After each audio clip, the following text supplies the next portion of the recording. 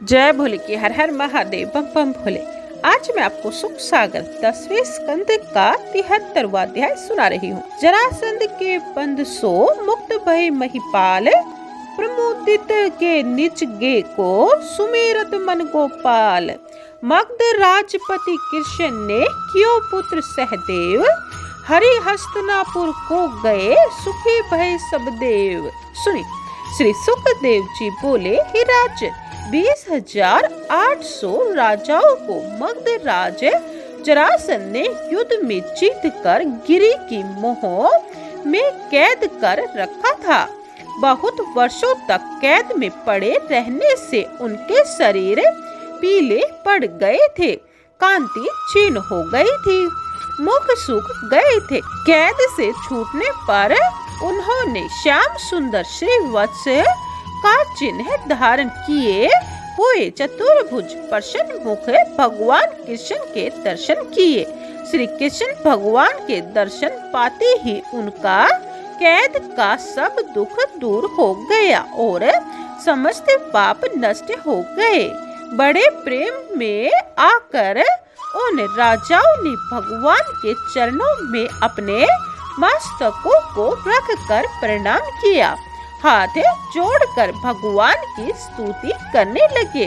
राजा बोले, हे देव, आपको हम प्रणाम करते हैं। इसे घोर संसार से खेद पाते हुए हम लोगों का आप उद्धार करो।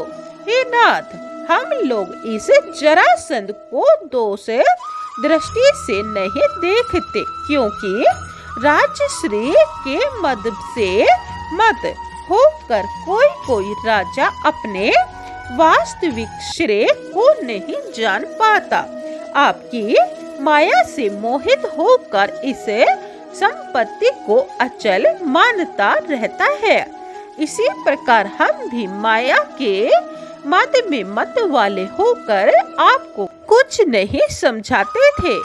आज वही हम लोग निर्भिमान होकर आपके चरणों में झुके हुए हैं। श्री सुखदेव जी बोले, हे राजन, इस प्रकार राजाओं से स्तुति किए गए भगवान कृष्ण अपनी प्रेम भरी वाणी से राजाओं से बोले, हे राजाओं, आज से लेकर आप लोगों की मुझ में सुदृढ़ भक्ति बनी रहे। मुझ में भक्ति करने का संकल्प आप लोगों में बड़ा ही उत्तम है। ऐश्वर्य के मद से बंधन होता रहता है। कार्तवीर, सहस्त्रार्जुन, नहुष, वेण, रावण, नरकासुर आदि सब ऐश्वर्य के घमंड में ही आकर अपने अपने पद से भ्रष्ट हुए। इसीलिए तुम लोग इस बात का निश्चय करके यज्ञों से मेरा पूजन करते हुए धर्म से प्रजा का पालन करते रहो। केवल संतान की इच्छा से ग्रस्त में रहकर स्त्री आदि का उपभोग करो। उसमें सुख दुख जो कुछ प्राप्त हो उसे भोगते हुए मुझ में ही मन लगाकर विचरते रहो।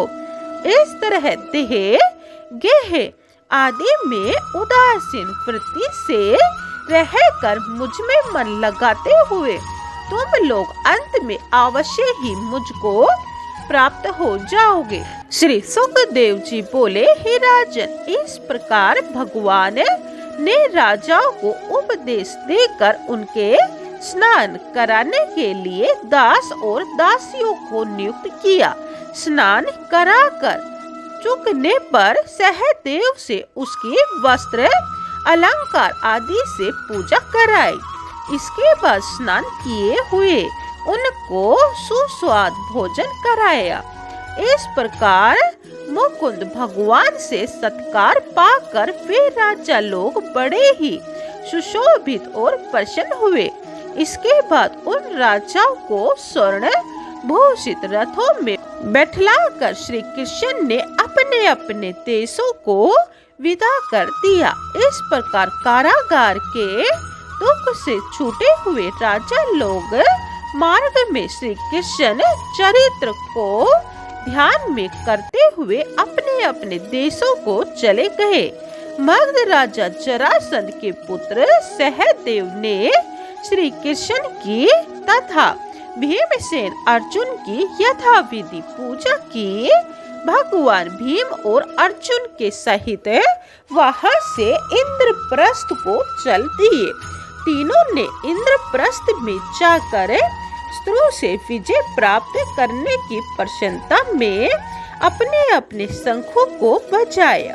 शंखनाद को सुनकर सब लोगों ने जरासंध को मरा हुआ जानकर बड़ी प्रसन्नता प्राप्त की।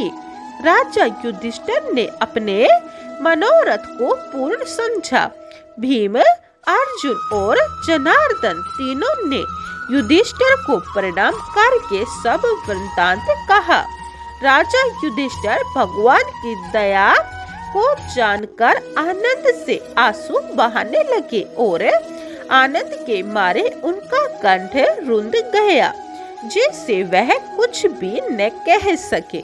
बोलो कृष्ण भगवान की जय। 73वां अध्याय समाप्तम। जय भोले की 74वां अध्याय यह आप दूसरी वीडियो में सुने। जय भोले की। हर हर महादेव। बम बम भोले।